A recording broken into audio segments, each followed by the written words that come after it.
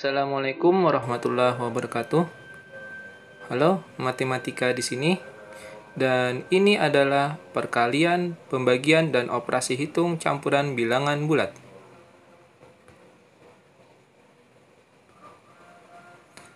Perkalian dan pembagian bilangan bulat yang harus diperhatikan itu adalah tanda negatif dan positifnya.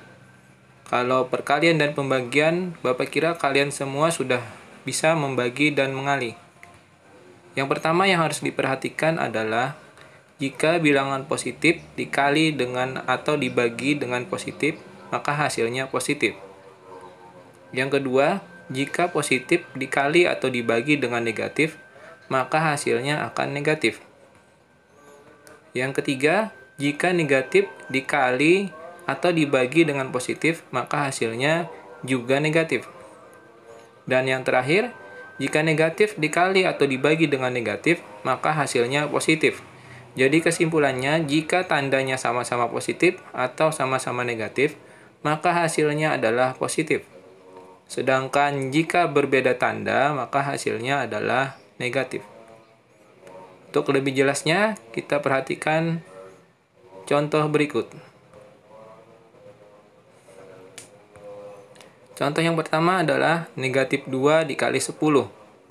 Negatif 2 itu tandanya negatif dan 10 adalah positif. Maka hasilnya adalah negatif 20. Yang kedua, negatif 2 dikali negatif 3 dikali negatif 5. Ini ketiga-tiganya negatif. Yang kita hitung pertama, min negatif 2 dikali negatif 3 itu hasilnya 6 dikali dengan negatif 5. Dan hasilnya kembali menjadi negatif 30. Kemudian negatif 48 dibagi dengan 8. Negatif dibagi dengan positif, maka hasilnya adalah negatif, yaitu negatif 6. Dan yang keempat, negatif 100 dibagi dengan negatif 5. Kedua bilangan sama-sama bernilai negatif. Tadi sudah diketahui negatif dibagi negatif adalah positif. Jadi jawabannya adalah 20. Oke, itu untuk perkalian dan pembagian. Sekarang operasi hitung campuran. Yang harus diperhatikan adalah urutan dalam pengerjaan operasi hitung campuran. Yang pertama, jika ada tanda kurung, maka dahulukan yang ada di dalam tanda kurung. Jika tidak ada tanda kurung, maka yang dilakukan adalah operasi perkalian atau pembagian. Dan setelah itu, maka lakukan operasi penjumlahan atau pengurangan. Untuk lebih jelasnya, kita lihat contoh. Nomor 1, dalam kurung 2 ditambah 5 dikali dalam kurung 4 dikurang 6. Ini selesaikan dulu yang ada di dalam tanda kurung, karena nomor 1 ini ada tanda kurungnya. 2 ditambah 5 adalah 7, dikali 4 dikurang 6 adalah negatif 2.